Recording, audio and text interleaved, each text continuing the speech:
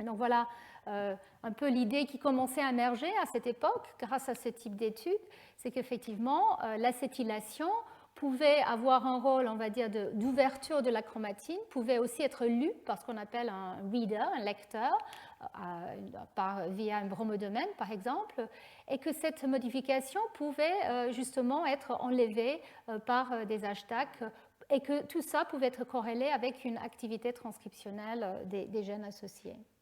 Ce que nous mangeons semble être important, et ici je vous montre quelques exemples. Donc je ne vous dis pas qu'il faut aller manger plus ou moins de ces choses-là, il faut manger équilibré, mais par exemple, effectivement, les folates, vous savez tous, c'est des légumes, les fruits, etc., et puis les vitamines, la viande, les noix, etc. Donc on sait que, comme vous voyez ici, la méthylation de l'ADN est influencée par différentes composants, les modifications des histones par d'autres. Et donc la question, c'est qu'effectivement à quel point on peut justement influencer notre épigénome en mangeant d'une certaine manière ou pas. Et peut-être la question le plus d'actualité, à quel point on peut influencer le développement de l'organisme et avoir un impact à la suite sur son état de santé.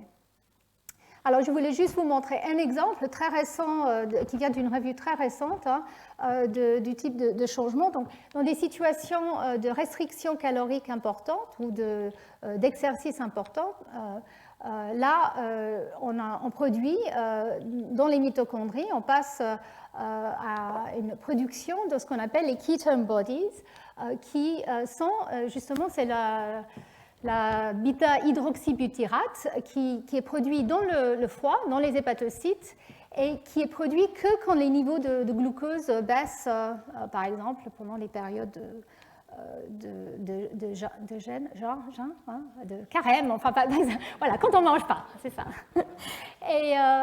Et donc, cette production de ces ketone bodies, qui sont produits par le foie, ensuite rentrent dans la circulation.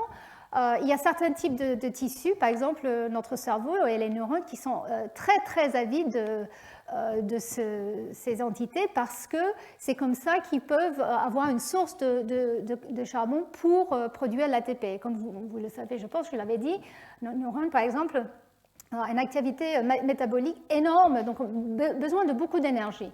Donc ces ketone bodies sont largués et donc très très rapidement absorbés par certains tissus comme les neurones.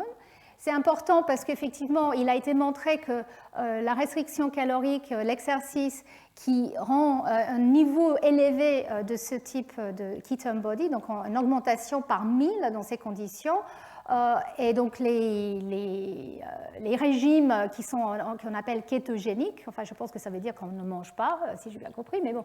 Donc ces régimes ont un effet de protection très important sur la survie des neurones. Et ça a été montré il y a dizaines d'années qu'effectivement dans les modèles murins d'Alzheimer et de Parkinson, il y a une protection effectivement neuronale grâce à ce type de production. Alors tout ça, pourquoi je vous dis tout ça, ça veut dire quoi par rapport à la chromatine? Mais en fait, justement, la butyrate a une activité équivalente à un inhibiteur des hashtags, des désacétylases des histones. Donc en fait,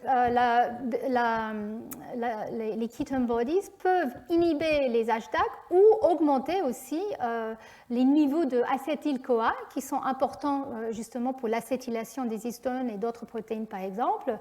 Et ça a été montré qu'effectivement, ils peuvent augmenter la transcription de certains gènes, par exemple, qui sont importants pour la réponse aux dommages oxydatifs, au stress oxydatif. Donc, à plusieurs niveaux, on pense qu'effectivement, ce type d'activité pourrait être lié à la chromatine et influencer la manière que l'organisme va gérer cette situation de manque, on va dire, de glucose.